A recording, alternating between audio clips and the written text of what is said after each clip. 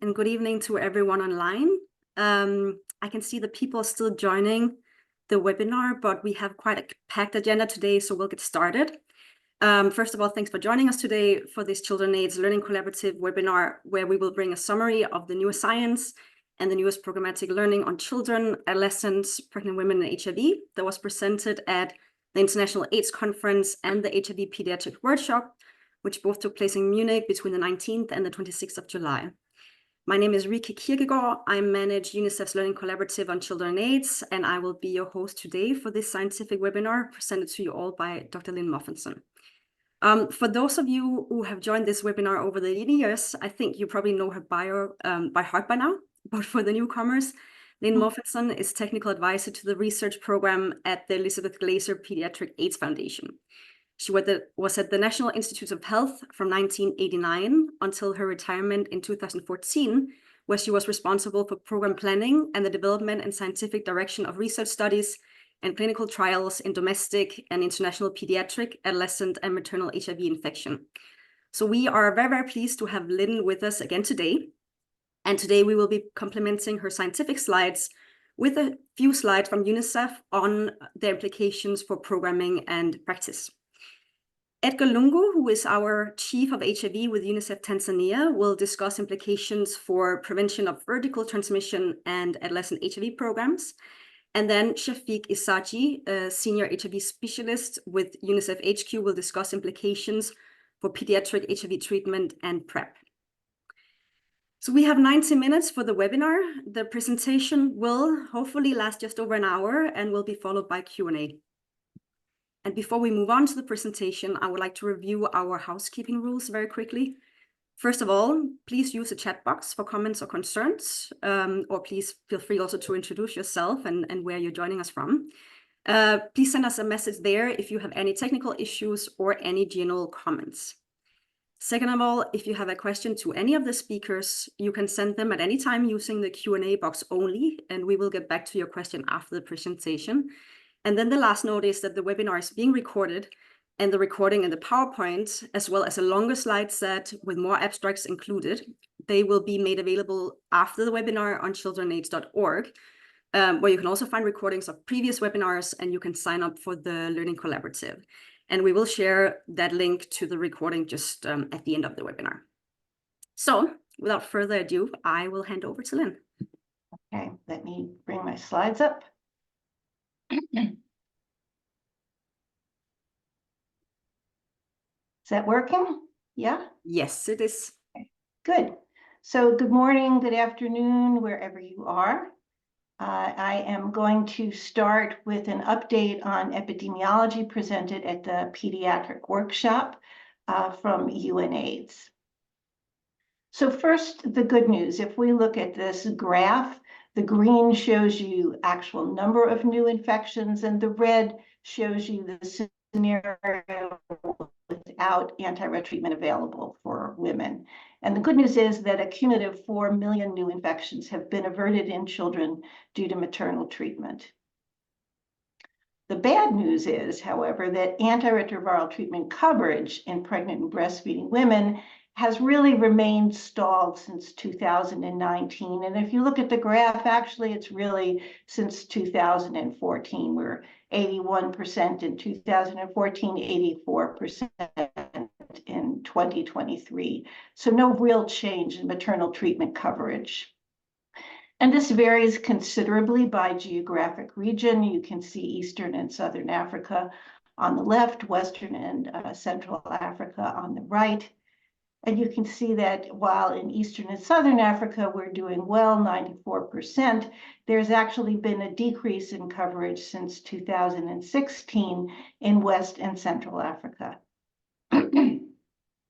This shows you new child infections by region. Of the 120,000 new pediatric infections globally, 84% are in Africa, 41% West Central Africa, and 43% in East and Southern Africa. And this is despite 94% maternal ART coverage there. So as I said, 120,000 new infections. Since 2015, the decrease has been only 10,000 a year. And at this pace, to reach our 2020 target 4 years ago of 20,000 new infections a year will take us more than a decade. So that's a little depressing. This looks at the causes of new child infections globally, and this varies by region, and I'll show you. So globally, 56,000 new child infections, nearly 50%, still occur because pregnant women are not diagnosed and started on treatment, the light orange. And this shows you Eastern and Southern Africa with 94% maternal coverage, Western and Central Africa with 54% maternal coverage, and we'll look at the various causes. So if we first look at maternal acquisition during pregnancy and breastfeeding, you can see that accounts for 32% of infections in East Southern Africa versus 16% in West and Central Africa. If we look at mother didn't receive treatment during pregnancy or breastfeeding, you can see that that's the vast majority of causes in West and Central Africa, only 25% in East and Southern Africa. Mother not continuing treatment during pregnancy or breastfeeding, 27% East and Southern, 12% West and Central. And mother was on treatment but didn't have viral suppression, 16% East and Southern, 4% West and Central Africa. So you can see that there are different primary issues regionally. In East and Southern Africa, the issues are acute infection, dropping off treatment, or being on treatment but you lack suppression. Whereas in West and Central Africa, the major problem here is that the women are not diagnosed.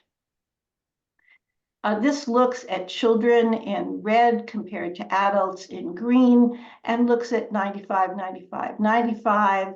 And you can see that in all categories, children lag behind adults, both in knowing HIV status, 66 versus 87%, being on treatment, 57 versus 77%, and viral suppression, 48 versus 73%. And you can see it really hasn't changed very much for children over the years since 2021. So while improving, there is a significant treatment gap between the number of children with HIV and the number of children on treatment. As you can see here, the number of children with HIV in orange, the number on treatment in green. And in 2023, there were still 590,000 children who should be receiving treatment that weren't. And among those children living with HIV not receiving treatment, 60% are age over 5 years, and that is the lighter orange color here. So identification of older children, 5 to 14 years with HIV and initiation of treatment remains a priority. And I just wanted to refer folks to the UNICEF technical brief on pediatric HIV case finding, which provides a summary of what one might do to be able to identify these people. So we've had some success in decreasing HIV incidence in adolescent girls and young women. We had 210,000 new infections in this group, a decrease from 2021, but only a 6% decrease. And the highest incidence in adolescent girls and young women is in Southern Africa. The darker orange is a higher incidence, as you can see.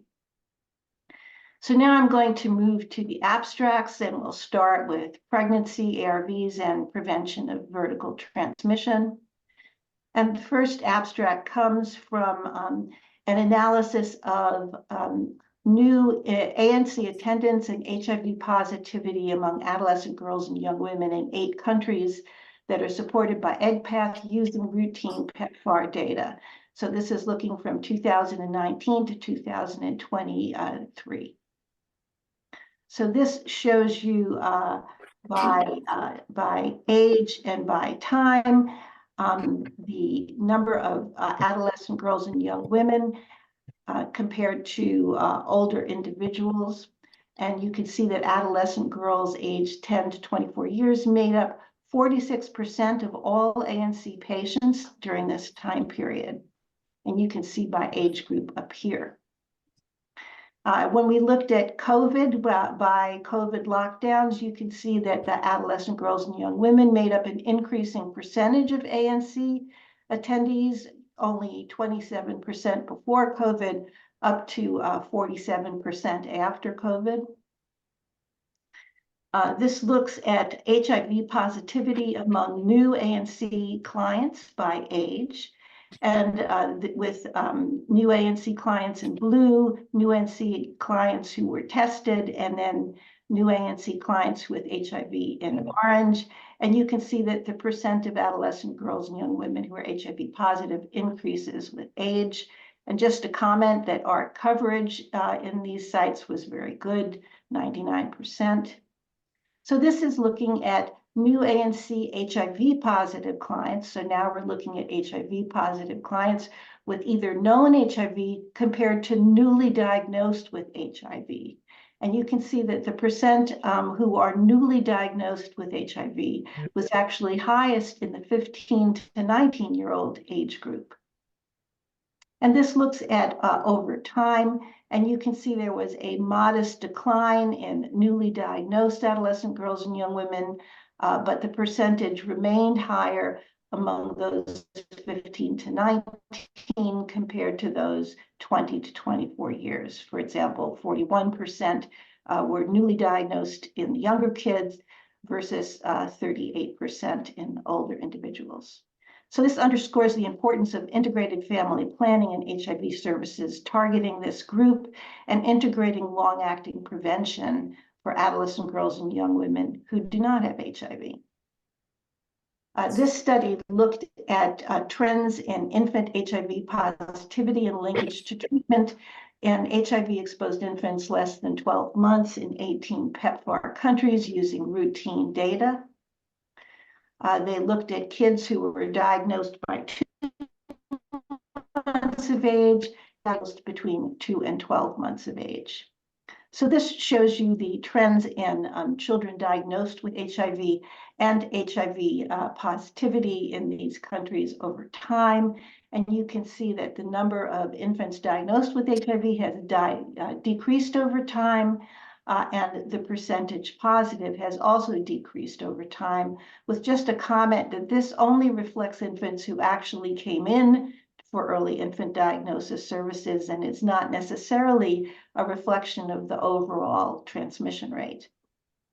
This looks at the proportion of infants diagnosed by age 2 months, and you can see that the proportion of infants diagnosed by 2 months is lower in West and Central Africa than East and Southern Africa, showing us missed opportunities in infant diagnosis services.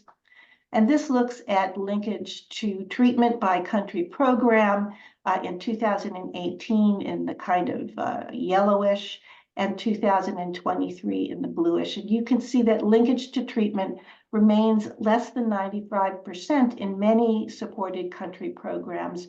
Only 28% had linkage greater than 95% in 2023, highlighting the gap in providing timely treatment to these infants who are found with HIV.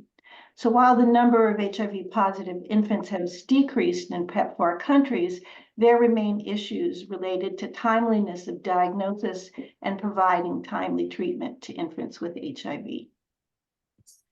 This comes from South Africa. They adopted a universal HIV testing policy for all children aged 18 months that was aligned to their immunization program. And they did a retrospective review of program data from 2018 to 2022, evaluating HIV testing, receipt of vaccine, number of live births, etc.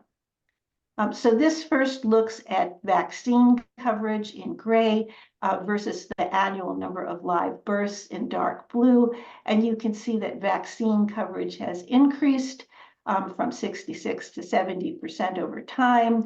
But why it isn't universal needs further investigation, since the vaccination should be universal. This now looks at HIV test coverage in purple among those children who received vaccine in gray. And you can see that there is an increase in those tested, in those who were vaccinated who got an HIV test from 32% to 45% with this new policy in 2023. So there was a 48% increase in the number of children tested annually. During that time period, HIV positivity decreased from 0.6 to 0.3%. So it highlights the missed opportunities for universal testing and indicates the need to scale up integrated immunization and HIV testing at age 18 months to close the pediatric HIV gap and find children also who are not presenting for immunization. This comes from Mozambique and Tanzania, a study called LIFE, which was a cluster randomized trial of over 6,500 pregnant persons and their infants at 28 centers. All of the infants got postnatal prophylaxis versus per local guidelines, and all were followed up for 3 months, with the subset followed up to 18 months. So they did point of care testing to infant at these time points and looked at maternal risk factors assessed at delivery and viral load. So this looks at vertical transmission by country and by infant age. Mozambique is in purple, Tanzania is in yellow, and you can see there was a higher transmission rate at all time points in Mozambique compared to Tanzania. This looks at baseline characteristics. Mozambique mothers were younger, more on dolutegravir treatment, but had a shorter treatment duration, decreased ANC attendance, decreased cesarean delivery, decreased viral suppression at delivery, and decreased maternal staffing, all of which may account for the higher transmission rates. When they did an adjusted analysis, delivery viral load was the only factor associated with transmission, with this association being both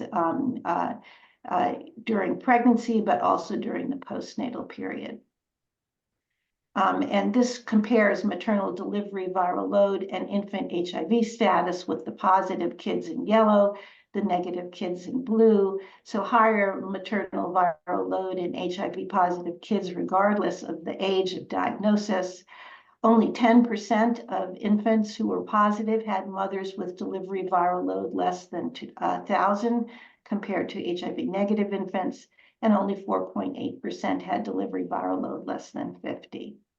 So maternal viral load, primary risk factor for mother-to-child transmission, increases the risk of infection by about 30-fold, raises the issue of the potential utility of delivery point of care viral load to identify transmission risk. So this is the same study now looking at drug resistance in newly diagnosed HIV positive neonates and infants. So by age 18 months, 117 infants were diagnosed with HIV, or 2.9%. This shows you the characteristics of the mother and the infant at the time of the drug resistance test. Most of the women were on dolutegravir for a period of 26 weeks, so most of them started during pregnancy as opposed to before pregnancy. And this shows you the infants were receiving infant prophylaxis at the time of the drug resistance test in about 30 to 40%. So if we first look at the infants and mothers who had at least one test, with the child being shown in orange and the mother being shown in green, the mothers, any drug resistance mutation in these transmitting mothers was found in 43.6%, primarily an NRTI, followed by NRTI, followed by INSTI. In the infants, 62% had any drug resistance with a very similar type of distribution. Now we look at the mothers who were matched. Is that okay? Yeah, okay. Who were matched. So here we're looking at 19 mothers with drug resistance mutations. You can see the same drug resistance mutation was found in 79% of their infants, that is transmitted drug resistance mutations. 70% of the infants born to mothers without drug resistance mutations had no drug resistance mutation, but later, 30% accumulated acquired drug resistance mutation. And those who were infants with transmitted drug resistance were more likely to develop acquired drug resistance mutations later than those without transmitted drug resistance. So about 50% of the mothers had drug resistance despite being on dolutegravir. Most of these transmitted drug resistance mutations to their infant. Infants who had drug resistance mutations at birth were more likely to get added drug resistance mutations on treatment. And it also points out that we need an alternative to NNRTI-based treatment for HIV positive infants, since many of them, almost 60%, had NNRTI resistance. We now are going to look at a series of studies that looked at dual and triple elimination. This comes from Liberia, where screening for syphilis was very low. They revised their national guidelines in 2020 to recommend dual HIV syphilis testing as the first screening test for pregnant women, with rollout in 2021. And you can see HIV screening was 80% compared to syphilis screening less than 8% prior to 2021. And they did a national rollout strategy, including train the trainer, country ownership, and on-site training. So they then conducted a facility survey and interviewed providers. The introduction of dual testing had increased syphilis screening nearly tenfold to 75%, almost mirroring HIV screening, and 97% of providers said they used the dual screening at the first ANC visit. And they've managed to screen a large number of women, prevent a large number of congenital syphilis outbreaks. So the introduction of dual screening is feasible and was acceptable on a national scale. This next one looks at 8 PEPFAR-supported countries, reviewing data on HIV testing and syphilis testing as well. So this looks at the percent of women with known HIV status at ANC1, so the percent tested for HIV compared to the percent at their ANC who received syphilis testing. And you can see HIV testing averaged around 96%, while syphilis testing in gray was 67%. This looks at the percent of women with a positive HIV or a positive syphilis test by country. HIV positivity ranged from 0.3 to 5.2%, and average syphilis positivity was 2.3%. Treatment for HIV positive women in blue was very high, 95 to 100%, while for women with reactive syphilis testing, only 72% received benzosine penicillin. And this just shows you that PEPFAR was providing these tests, trying to increase testing.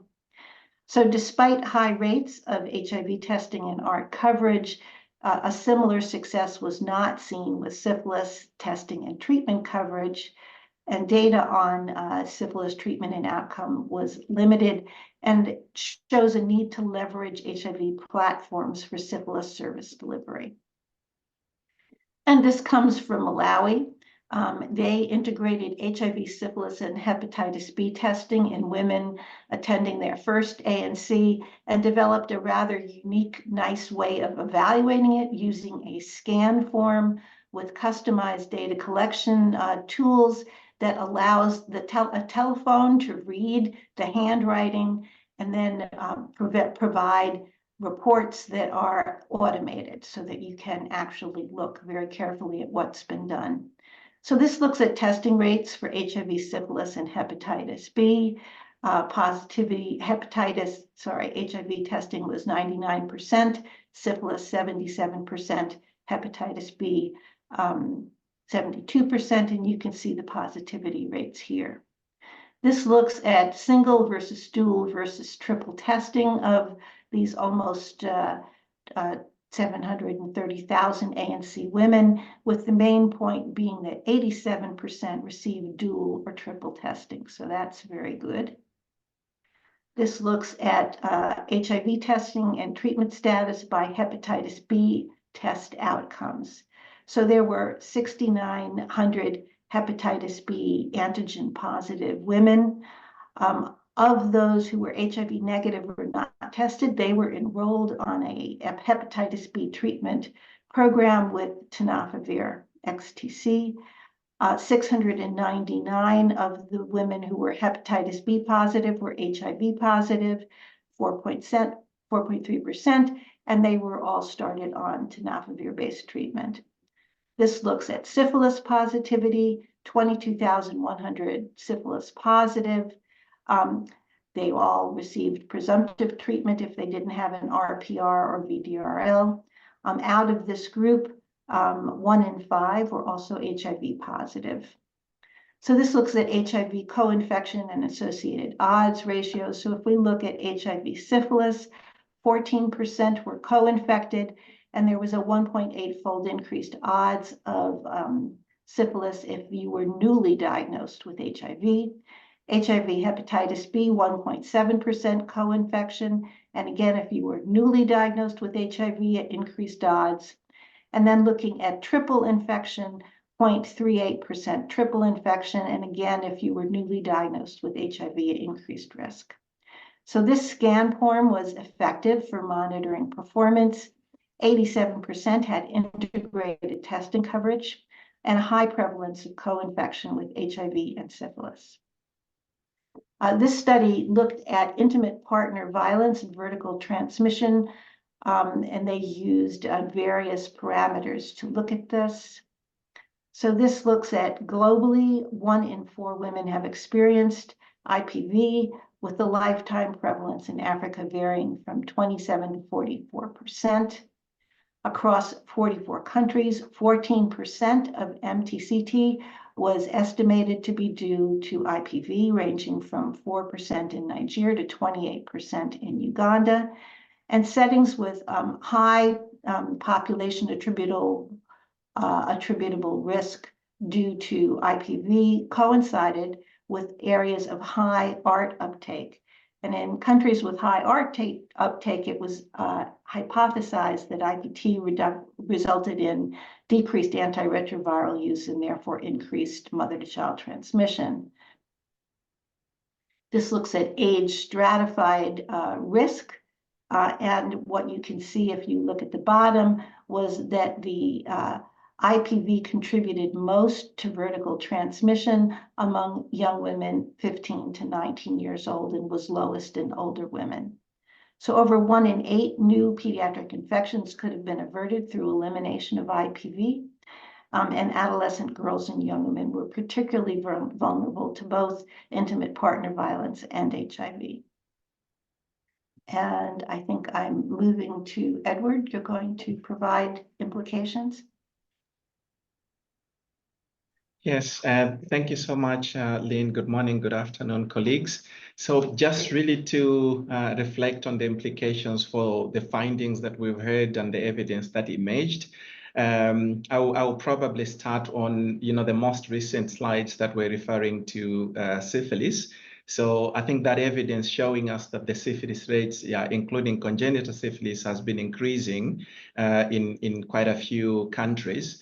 It's made the triple elimination of HIV, syphilis, and hepatitis B a global imperative. And I think there's been that recommendation that's been emerging. And we know that quite a number of countries, particularly in Africa, have begun implementation of the triple elimination programs. They are at very different stages and different scope of implementation, but there are quite a number of lessons that have been emerging in this regard. And I think we can speak some of them.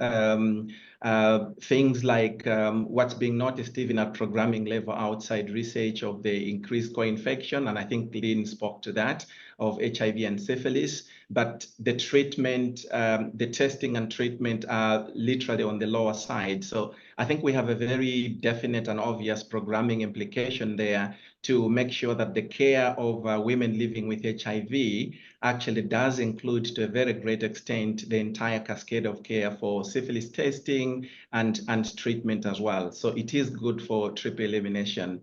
And I think the other aspect is really around the evidence that the triple elimination programs have a much bigger benefit than triple elimination. They have that broader health gains that we do focus on. So that would be an important imperative that we're looking at. And I think the other aspect, it came out looking at the age disaggregation and some of the subgroups for the that the prevention of vertical transmission, the gap that we have at the moment and what we see would require that we have a predominant focus on adolescent girls and young women to really have access to the essential services. So even as we program, how can we have the tailor-made interventions that promote access to HIV testing, retesting, and some of the HIV prevention interventions throughout before pregnancy, during pregnancy, and the breastfeeding period, given the evidence that we have. And I think the last implication that we can have is related to what Lynne mentioned not too long ago, a multi-country study that looked at the effect of structural challenges such as intimate partner violence, intimate personal violence, the impact that it has on the vertical transmission programs, warranting much stronger integration, much stronger referent linkage to some of those addressing the structural challenges. So there's a lot that we could look at, but I think in terms of implications for prevention of vertical transmission, these are the ones that we could look at, and we can continue the discussions and, of course, implementation at country level, depending on the epidemiological profile. So over to you, Lynne, after these few reflections. Great. So I'm going to move on to pediatric treatment. I'm going to try to speed up a little bit, and you will all have these slides and you can look at them in more detail. So this looks at South Africa, and they evaluated the success of transition of children, particularly young children, to pediatric dolutegravir between April 2023 and June 2024. And you can see there was a rapid increase in the use of pediatric dolutegravir in young children less than 6, going from 8% to 56%. This looks at viral suppression rates. You can see prior to 2023, they're pretty stable. Starting in 2023, you see an increase in viral suppression, particularly in the youngest children, from 57 to 66%. So South Africa transitioned 56% of kids less than 6 and 58% of those less than 10 to dolutegravir regimens in less than a year, with increased rates of viral suppression in this age group. This looks at, this comes from Europe and Thailand from the EPIC program, looking at viral suppression and viral failure in kids on dolutegravir. Just to point out, of these over 1,200 youth aged less than 18 at time of dolutegravir start, the vast majority were perinatally infected, 95%, and had been on treatment for a prolonged period of time. So you can see 89 to 92% suppressed at 24 to 192 weeks of dolutegravir treatment. If you looked at viral suppression by ART status and viral load status, if you look at those who were ART experienced and had viral suppression in yellow, they had very high rates of suppression, 93%, compared to those who were ART experienced but had viral load greater than 200, had much lower rates of viral suppression. The cumulative incidence of viral failure was 7%, with a median time of 81 weeks. And the incidence of viral failure, again, if we look at whether they were ART experienced and had suppression or not suppression at the time they switched, you can see that those who were ART experienced and suppressed, only 3% had viral failure, compared to those who were ART experienced and not suppressed at the time they changed, 24% had failure. So adjusting for age, sex, and ART status, higher hazard of failure was associated with female sex, ART experienced, and being unsuppressed, a history of viral failure, and UK or Ireland region. Safety was basically good, no deaths. So most were ART experienced when starting dolutegravir, 90% suppressed, low incidence of viral failure, except if ART experienced in viremic when starting dolutegravir, and generally well tolerated. This study comes from Tanzania and is looking at low-level viremia and viral failure. So it was a retrospective chart review over 2,600 children on treatment for more than 6 months with at least one suppressed viral load plus 2 subsequent viral load at 2 Tanzania sites funded by Baylor. Note that they didn't define viral failure as whether it meant 1 or 2 elevated viral loads. So median age was 13 years, 82% on dolutegravir, low-level viremia observed in 41%. So this looks at the risk of viral failure defined as greater than 1,000. So if you compare those who had a history of low-level viremia in orange to those who did not, in blue, you can see a history of low-level viremia increased the hazard of viral failure by 1.6-fold, 27% if you didn't have low level versus 40% if you did. And then when they looked at the level of low-level viremia, you can see that the greater risk of viral failure occurs at the higher levels of low-level viremia. So more at 400 to 999 compared to 51 to 199.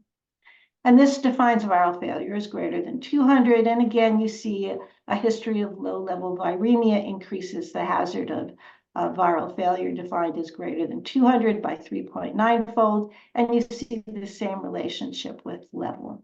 So low-level viremia increased the risk of viral failure on dolutegravir treatment with higher levels of low-level viremia corresponding to higher risk. This study looked at emerging dolutegravir resistance in Malawi. They reviewed drug resistance testing applications and results in kids on dolutegravir treatment. This shows you the genotypic testing. 76% of those who were able to be amplified had resistance, and 26% had dolutegravir resistance. This looks at drug susceptibility by whether you should pay attention to the high level and intermediate level. The darker color, you can see 40% had resistance to 3TC, 50 to 60% to NNRTIs, and 27% had intermediate or high level resistance to dolutegravir, and no level resistance to darunavir. So among those with confirmed resistance to dolutegravir, they had been on treatment for 80 months, mean age 9.9 years. And this just shows you that of those who had INSTI resistance, it was mostly high or intermediate. So dolutegravir resistance was confirmed among over 1 in 4 children with confirmed viral failure on dolutegravir treatment. And note that darunavir resistance was very rare, making it a potential alternative in children who have dolutegravir resistance. This looks at the CHAPAS-4 trial of second-line treatment in Africa. This trial looked at children who were failing first-line treatment and randomized them to either a TAF or other NNRTI-based regimen, and then randomized them to different anchor drugs. And this study had shown that both TAF and dolutegravir had superior viral response. And they looked at samples from week 96 with greater than 400 and tested for resistance. Viral load was greater than 400 in about 14%. So this first looks at anchor drug resistance. So in children with viral load greater than 400, resistance was actually pretty uncommon to the randomized anchor drug. And you can see dolutegravir had less viral failure than did the protease inhibitors, but that resistance was pretty low. 22%, 2 of 9 on dolutegravir had dolutegravir resistance, 1 high, 1 intermediate. This looks at NRTI resistance. Again, TAF had a better viral response than standard of care. And intermittent tenofovir resistance was observed only in the TAF arm as expected, but was uncommon. 3TC resistance was actually more common in those who were randomized to the bacavir AZT 3TC arm than those on the TAF 3TC arm, 72 versus 36%. So genotypic resistance to PIs or dolutegravir in children failing second-line treatment was uncommon. Resistance to 3TC was actually more common in those received to the non-tenofovir regimen, and tenofovir resistance with TAF was also uncommon.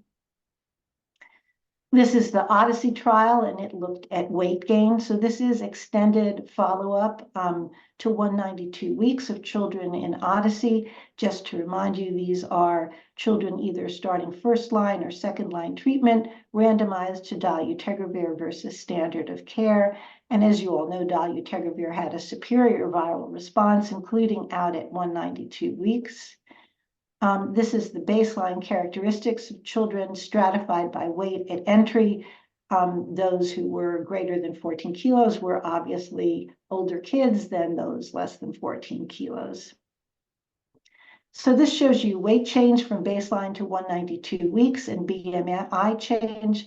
Dolutegravir is shown in blue. Standard of care is shown in orange.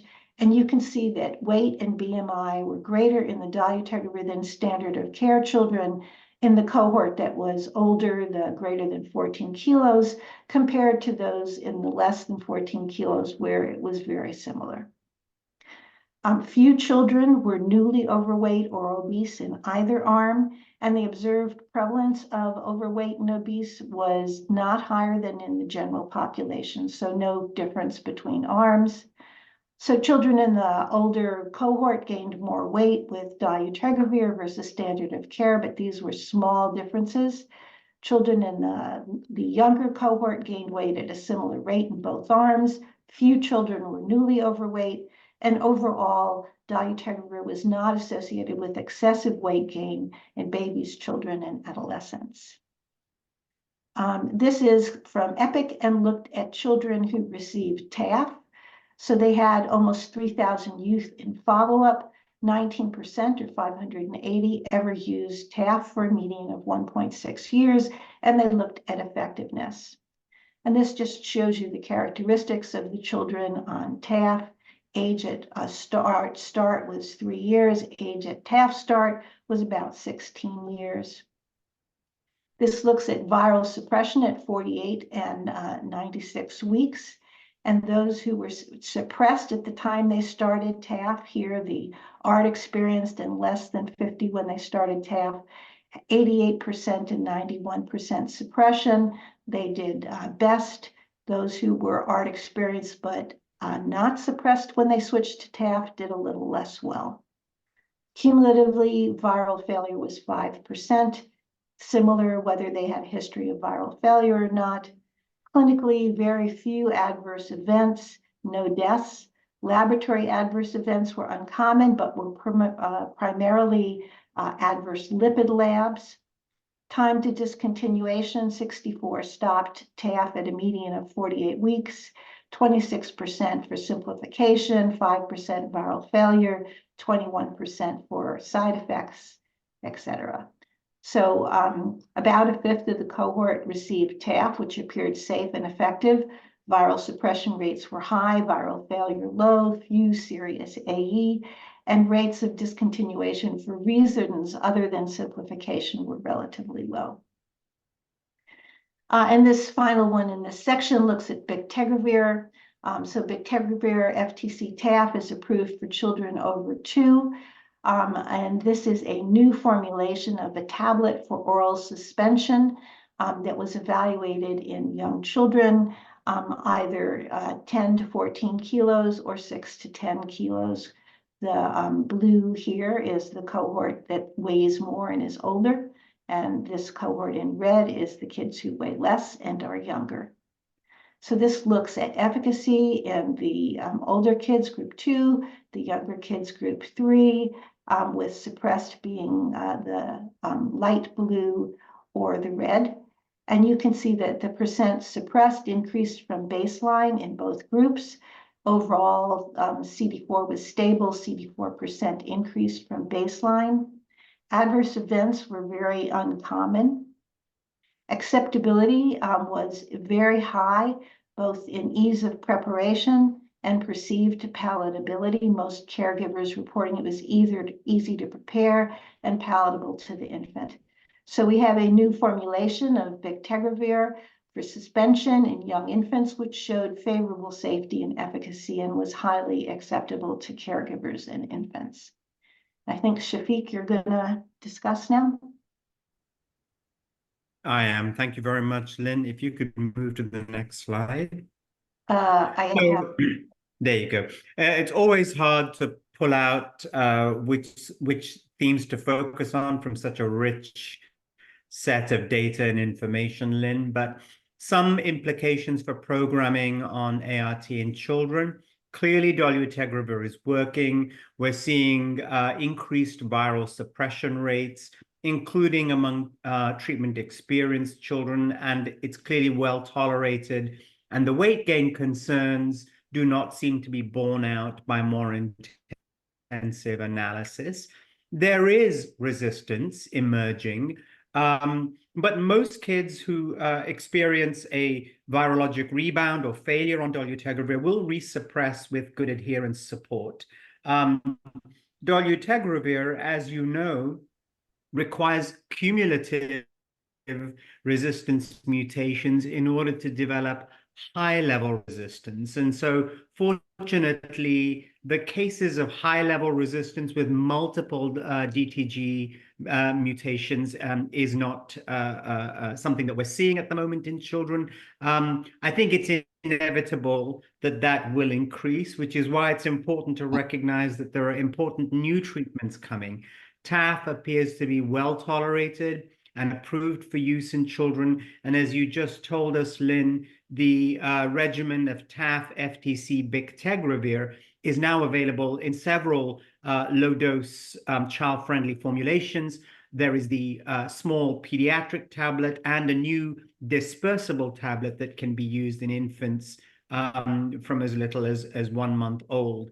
It's not yet available as a generic formulation, but there's clearly hope that this kind of approach might give us a regimen that is truly the same regimen for all people living with HIV, irrespective of age, which would be quite remarkable. So let me pause there. We'll come back after some of the more programming slides, thematic slides that Lynn presents. Thanks, Lynn. Back to you.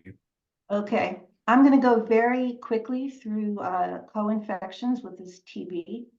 And so this first one comes from the Western Cape in South Africa, and they found a high incidence of tuberculosis among young children with TB. So this looks at the kids. Let's do here.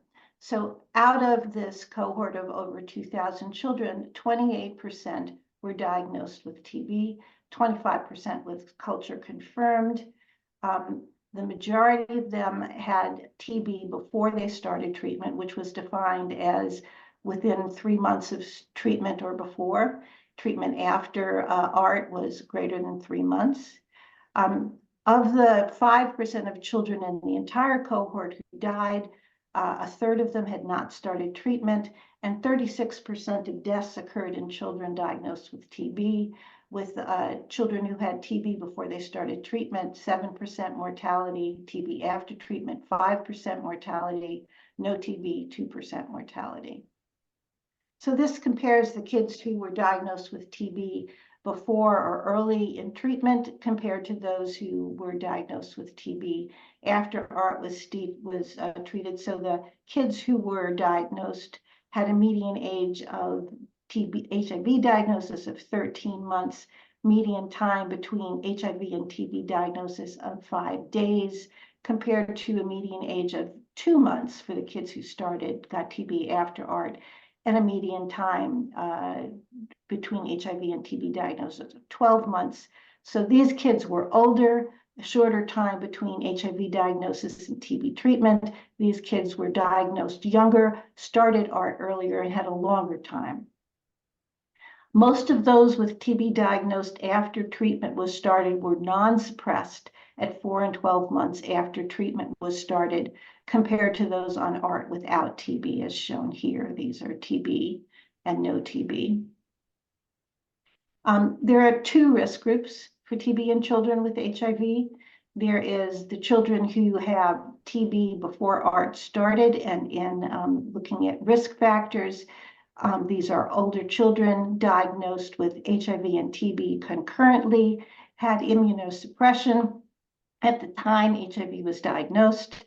And then there are younger children who start on treatment early, but still have immunodeficiency and elevated viral load, and they develop TB. So recommendations here are strengthen HIV testing and early treatment start, support viral load suppression, strengthen IPT. This comes from Zambia and looks at TB notification in children. And this shows you there were 6,075 children with TB. The median age was 3 years. 77% was pulmonary TB. Most of it was clinically diagnosed. And importantly, overall, the HIV prevalence was 46%. This looks at TB cases in children over time, and you can see in all age groups there was a decrease in TB cases. This looks at baseline HIV and TB notification. So the predicted overall prevalence in all ages of HIV was 55%, 70% for kids less than 1 year, 50% for those 1 to 4 years, 52% 5 to 15 years. So a high number were HIV positive. However, the trend in HIV prevalence decreased over time. So the prevalence of HIV-TB co-infection was high, but decreased co-infection over time. Infants had the highest HIV-TB co-infection at baseline, suggesting that TB-HIV elimination activities are effective in reducing the burden of TB and HIV, especially the youngest children. But I think 50% having HIV and TB is still a little high. This looked at improving TB testing with urine LAM. In Nigeria, they developed a program to improve TB testing in children, including a simplified algorithm for using the urine LAM test, optimizing the inventory system, and conducting weekly data reviews. They had 215 children with advanced HIV disease, median age of 2 years. 46% were tested with LAM, 18% of those tested positive.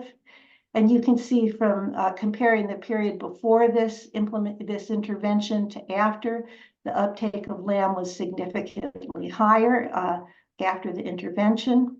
The LAM positivity rate was similar in both periods, as one would expect, giving you a high proportion of kids who were diagnosed with TB.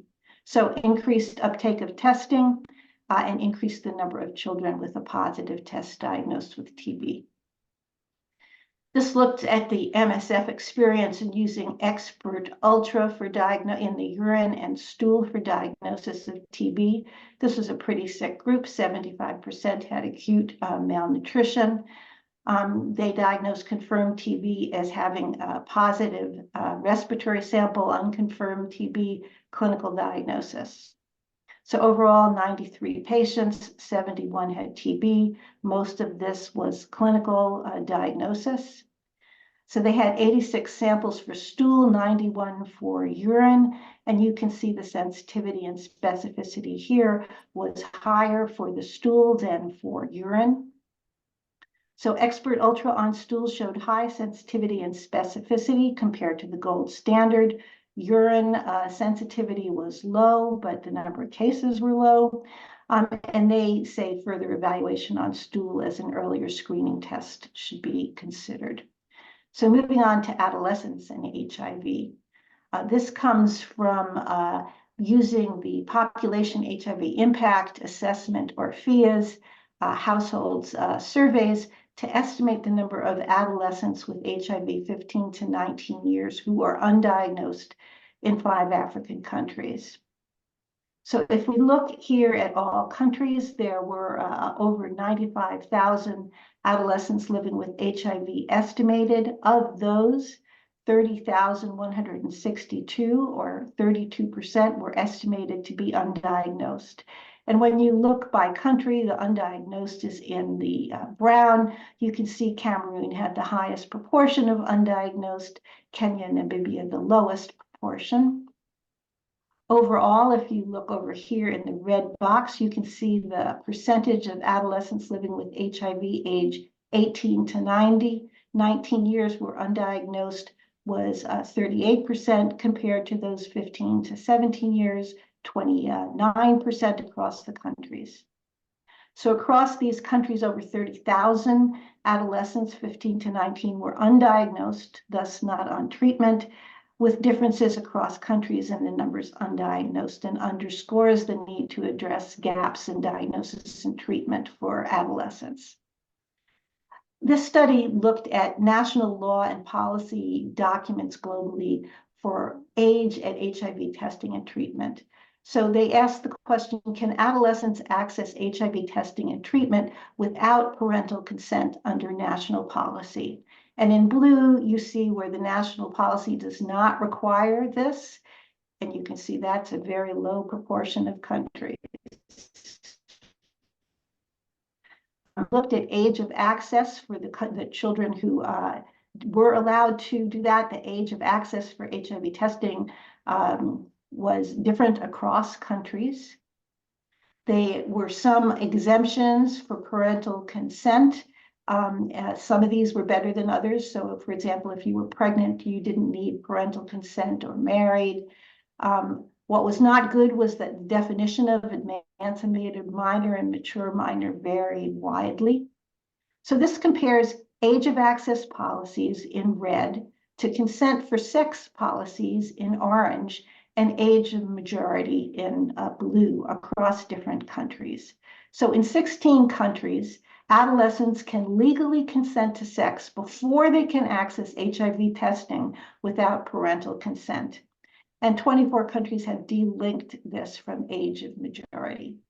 And this looks at PrEP policy now, and you can see most countries did not have a clear policy on whether adolescents require parental consent for PrEP.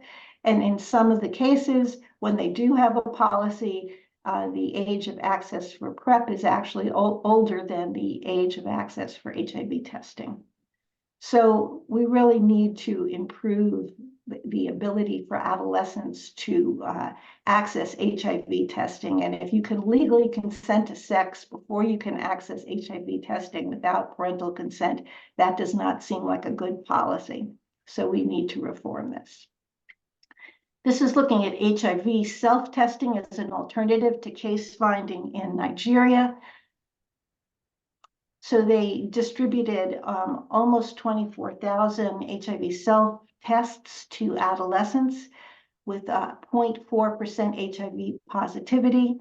Confirmatory testing concordance was very high. They looked at kids who were only tested with rapid test kits in the clinic. There, the HIV positivity rate was 0.9%. And so you can see here the positivity rate comparing HIV self-testing to rapid testing, and then the linkage to care rate. So slightly lower case finding with HIV self-testing, but similar linkage to care. So HIV self-testing appeared to be a reasonable, viable approach to improve outreach to adolescents. This looked at incentives to increase linkage to confirmatory testing after HIV self-testing in Tanzania. And in this study, they were doing a randomized trial in pharmacies and health facilities where they provided PrEP. You can see in the control arm, there was a lot of education, offering of self-testing kits, encouragement to access further care, and the intervention was to offer a non-monetary incentive to link to confirmatory testing. So we age was 21. 67% presented for confirmatory testing after receiving the HIV self-test. Positivity rate was 1.3%, and all were started on treatment. So when they compared the rate of confirmatory testing in those who received the incentive, yes, versus no, those who received this non-financial incentive were significantly more likely to return for confirmatory testing. Overall, 18% of those who were HIV negative on self-testing were started on PrEP, and that differed by site, as you can see here. So community pharmacies looked like a promising location to engage adolescents in HIV prevention and care, and incentives actually significantly increased linkage to confirmatory testing after self-testing. And this looks at a point-of-care urine tenofovir assay. So this was 155 youth who were participating in a study of HPV vaccine and were HIV positive. And they did adherence counseling at each visit, and they asked about self-adherence, self-reported adherence to treatment, and the acceptability of a point-of-care tenofovir test. And in a subset, they ran that test. And here's the point-of-care urine tenofovir test. So in the qualitative survey, the vast majority said this test was acceptable. They thought it would improve adherence, and they wanted the test done. In the subset who were tested, the test was done in 58 patients. 83% had viral failure in enrollment of the 58% tested. 60% were suppressed at the last visit, of whom 94% tested point of care positive, showing they were taking drug. 23 were not suppressed, and only 17% tested positive. The self-reported adherence and tenofovir tests did not necessarily correspond.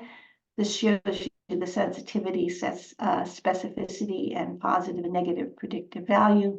So this was highly acceptable to youth and had a highly predictive value for assessing suppression. This one looks at a low-level viremia, again, like we looked at before. This is now in adolescents. So this is of over 1,000 adolescents, 737 or 67% had one viral load test. And you can see the prevalence of low-level viremia increased from 12.4% in 2015 to 23.5% in 2022 at the first test baseline. An older age was associated with having a low-level viremia at the first test, but not sex or mode of acquisition. So then when we look at the rate of viral failure, you can see that the risk of progression to viral failure increased with low-level viremia. So 60% were had undetectable virus, 13% low-level viremia, 27% unsuppressed viral load. And if we look at the odds of viral failure, you can see it increases with low-level viremia and clearly with unsuppressed viremia. And the 13% with low-level viremia were 2.89 times more likely to have viral failure compared to those who were undetectable. So in addition to not being suppressed at first viral load, this low-level viremia can predict a subsequent risk of failure. I'm going to go over these really quickly. This is looking at CAB and rilpivirine treatment, long-acting in adolescents in South Africa. They had 3 cohorts. People who were on treatment suppressed and immediately switched to CAB rilpivirine. On treatment, then they had to suppress and switch and were naive. And they looked at qualitative data. So the qualitative data population characteristics are shown here. Overall acceptability was very high. Adolescent experiences and approach to long-acting treatment depended on their stage. If they were adherent on treatment, this said it simplified their life. If they had adherence challenges, they said it removed the burden of disclosure. And in our naive, it removed the burden of remembering pills. This just says, they said that adolescents should be the target for this. So they basically, adolescents liked getting the long-acting antiretrovirals. And this then looks at the impact study looking at suppression. This is now looking at kids who have switched from background treatment to oral CAB and going on to injection CAB. 92% were perinatally infected. Injection site reactions reported in 34%, but most of these were very low grade. Adherence to dosing was very high. Pharmacokinetics in adolescents in dark black compared to adults in blue was very similar. Viral response was very good. 90% had viral success. So virally suppressed adolescents who were switched had no unexpected safety events. Trough levels similar to adults maintained viral suppression, and despite injection pain, indicated preference for injections. Not sure who's doing this one. Thanks, Lynn. It's me again. So just a few, again, there's been a lot of evidence that's been presented, and just to focus on very few programming implications. For this one, I'll focus on 4. The first one is really around investing in locating and diagnosed adolescents to link them to service. There was evidence presented from FIAs about quite a number of undiagnosed adolescents. And if we have to reach epidemic control, particularly for this group, there's a lot that we need to do so that the programming does involve that particular, the case finding does involve adolescents, particularly 15 to 19. The second point of reflection for programming implication we could look at is really ensuring the quality scale up of what works for adolescents and working with them to design and implement these programs that are targeting them. I think in one of the sessions at the IAS, somebody mentioned that there are no communities or groups that are hard to reach. It is our services that are hard to reach. And I guess we can move with the same programming imperative for adolescents. What is it that works for them? We know what works for them, and the examples on the slide there using non-traditional access points, and some of them have come from the evidence.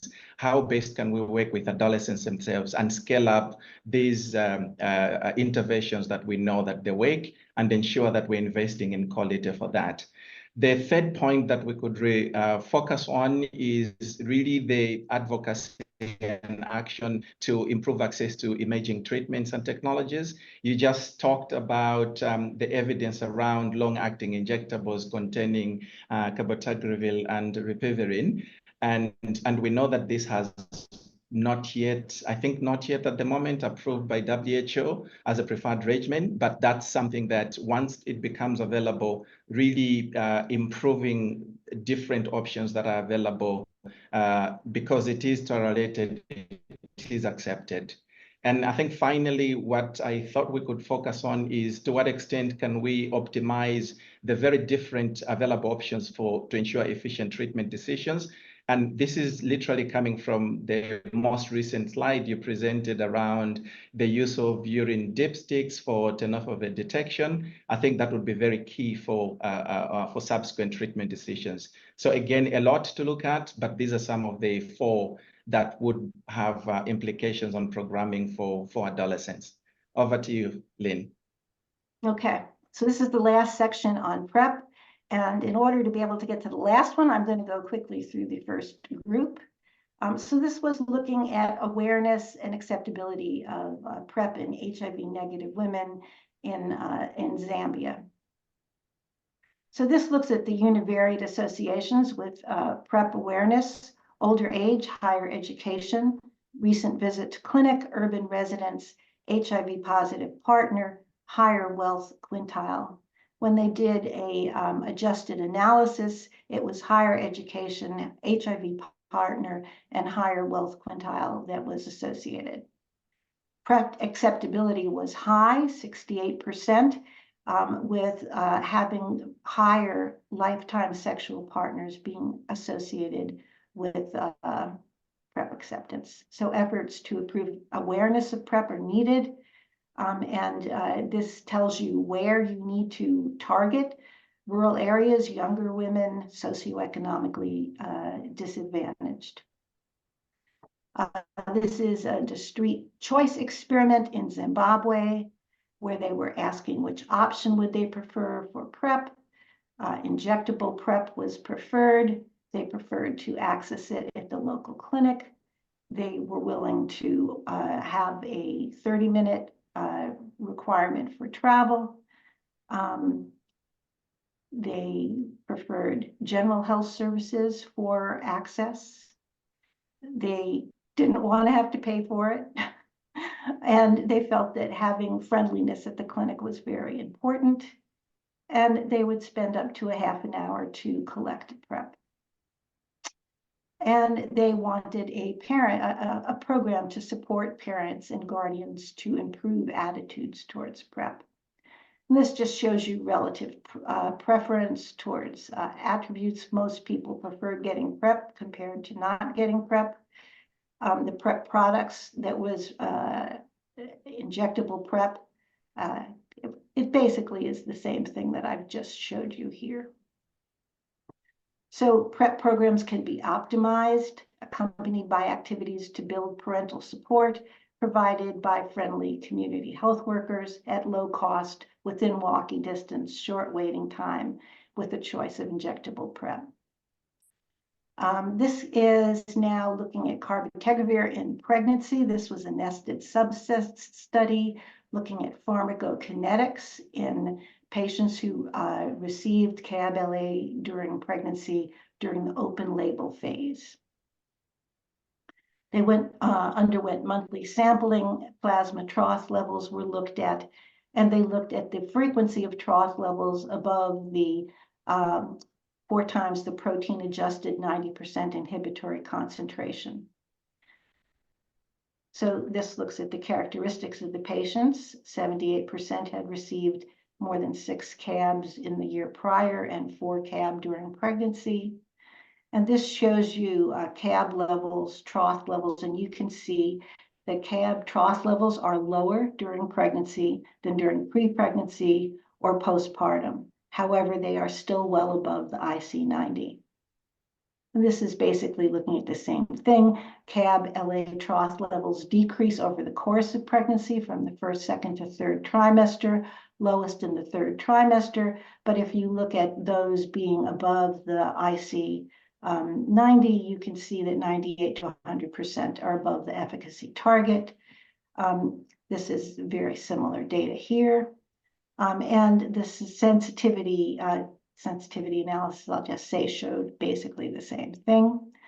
And also the area of curve decreased over the course of the pregnancy. So CAB-LA levels during pregnancy decrease, but 100% in the first and second and 98% in the third trimester were above target. So that suggests that dose modifications are not needed, but they're continuing to study pregnancy. And this is evaluation of safety during pregnancy. This is during the open label extension. So this is comparing the blinded period to the unblinded period. Most births were full term. This is all prior to the open label extension. During the open label extension, people could either choose CAB or tenofovir. You can see the number of pregnancy, the incidence per 100 patient years increased during the open label extension, and they now have 325 pregnancies with recorded outcomes.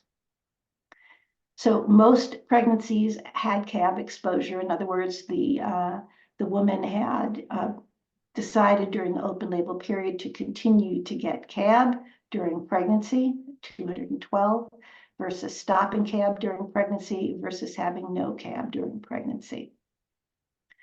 Most of the active and prior CAB group pregnancies had greater than 3 CAB injections prior to pregnancy.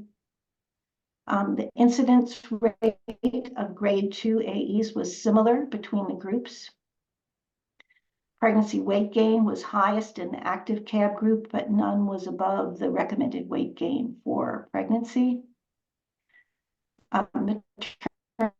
Maternal mortality and delivery No maternal mortality at all. Delivery complications, C-section didn't really differ.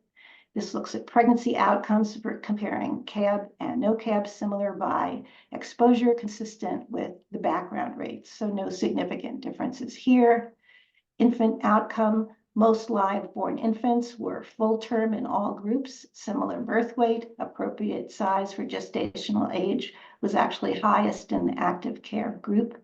There were 4 infant deaths, but none related to study product. This looks at intrauterine growth, the birth head circumference, length, and weight, Z-scores, and you can see that there's no difference in birth anthropometrics by whether they were on active CAB during pregnancy, no CAB during pregnancy. So maternal, pregnancy, and infant outcomes were consistent, no maternal deaths, similar rates of adverse pregnancy outcomes, infant growth parameters, similar. CAB was well tolerated. So these data provide reassurance regarding the use of CAB in pregnancy, and the high pregnancy incidence will allow for ongoing safety accrual information. Okay, we're at the end. This is the lenacapavir study. So this is the study where they took HIV negative women. They randomized them to every 6 months lenacapavir with placebo, FTAF oral daily versus lenacapavir placebo, or FTDF orally versus lenacapavir placebo. They used background HIV incidence as their primary comparison, comparing len versus background and FTAF versus background, and then did a secondary analysis comparing len to TAF, TDF, and TAF to TDF. So background demographics balanced between arms. Main point I wanted to make was that 2 to 3% enrolled were young adolescents. And this is the first interim analysis where the study was stopped by the DSMB. You can see there were 0 HIV infections in women receiving twice yearly lenacapavir for PrEP. All are now being offered open label lenacapavir. Lenacapavir efficacy was superior both to the background incidence as well as to FTDF. Adherence to the injections, and sorry, this is the oral PrEP. Adherence to oral PrEP was low. That shows that's the red, and declined over time. A case control analysis found that medium to high adherence to oral PrEP was associated with protection from HIV acquisition, not a big surprise. Excellent adherence to on-time injections, as you can see for lenacapavir. Injection site reactions mild and decreased with subsequent injections. Only 4 discontinuations and over 25,000 injections.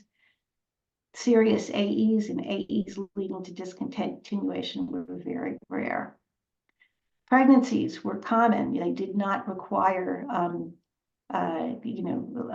long-acting contraception. So pregnancy was seen in 9 to 10%, and stillbirth and miscarriage rates were not different comparing lenacapavir to oral PrEP, and none were significantly different from the expected background rate. So no signal of increased adverse pregnancy outcomes with lenacapavir. And there's a number of ongoing studies as shown here. Approval of lenacapavir in women is waiting for the results of their study in MSM, which should be available by the end of the year, and then hopefully we will have this approved. And that's my end. And Shafiq, I'm not sure if you're doing this. We have just 10 minutes left, so. Thank you, Lynn. I will race through these slides. I think the take-home message is that PrEP is widely becoming more acceptable, more accessible for all women, especially adolescents and young women in high burden settings. It's a key intervention for preventing vertical transmission. And although knowledge is low, the acceptability is high, especially if we can do it quickly, make it free, and potentially offer PrEP as a matter of routine rather than based on an individual's risk.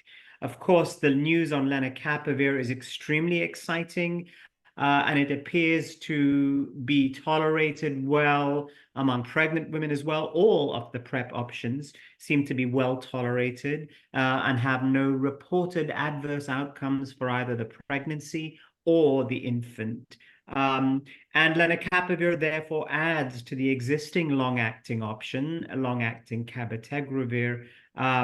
We still have to wait for generic formulations of both of these preparations, but I think the world is ready for a bit of a sea change in PrEP that is coming soon. So let me end there and hand it over to Rike for moderating any questions that we may have for Lynne. Thank you, Shafiq. And I mean, we just have around 10 minutes for Q&A. So I encourage all three of you to also answer questions in writing, but hopefully we can get through all of them. And otherwise, we can try and provide answers in writing afterwards. But first of all, just thank you again, Lynne, for an excellent overview of the many scientific advantage and new knowledge presented. And Shafiq and Edgar, there was a question around who are you for those that joined a little bit later. So Shafiq is our Senior Advisor HIV at UNICEF HQ, and Edgar Lungu is our Chief HIV with UNICEF Tanzania. So thank you for reflecting on what the presentation means for programming and practice. So we have one question on PMTCT, which was how many of the male partners of pregnant breastfeeding women are diagnosed and on ART? Something that I can't possibly answer. I don't know. I don't know. They didn't provide that in the study. Yeah, that would be wonderful to have. A couple of questions on pediatric ART, and I see that Shafiq is already typing an answer, so perhaps you want to answer it out loud. We have two related questions. One is regarding the new treatments. Do you think that the rollout of PLD will also be helpful in improving treatment outcomes in young children prior to TAF inclusive regimens? And the second question around treatment is, if TAF is approved for children above 2 years, but a combination of big TAF FTC already starts at 1 month old, how different is the TAF then in the 3-drug combination, and why is it approved for children below the age of 2? Maybe both of you would like to comment on this. Did you want to answer the first one? Sure, Lynne. Let me take a stab. I think PALD will definitely help. It's a single it's a fixed dose combination that has all of the drugs in it. And although it's not quite as elegant as 1 tablet per day per child, we have to adjust the number of tablets based on the weight of the child. It definitely will improve adherence overall to the full regimen. So I think we could expect to see further improvements in viral load or viral suppression rates with greater access to PALD. Lynne, do you want to take the second one on the TAF? Right. So you're correct. What the bictegravir study is an initial pharmacokinetic and safety study looking at younger children. So it is the way to be able to get TAF approved in younger children. So while it's approved because there's sufficient PK and safety data over 2, there is not yet sufficient data in kids under 2. And this is the way you get it. You do a pharmacokinetic and safety study. So that's why the TAF isn't any different. It's just it's a different formulation studied in younger children to try to get it approved for younger children. Thank you, Lynne. And we have a follow-up comment on the first question, just to say, since we know that HIV can be transmitted sexually during pregnancy and breastfeeding, of course, it's very important to also reach out to male partners. But of course, our data is imperfect. A question from Joseph do we have any information between maternal HPV infection and MTCT regardless of the stage of HIV? Yeah, there were no data presented that at least I saw on maternal HPV infection or vaccination, actually. So I can't answer that question. Okay, thank you. Just one comment for everyone. I know that we went really quickly, that there is going to be this set as well as a larger set available so you can have time to be able to go through it. And if you have any questions, just feel free to contact me. Thanks. Yes, and we will be sending out a link to both slide sets and the recording afterwards. So if any questions arise afterwards, please feel free to send them in. I see. About disability. Pardon? There's a question.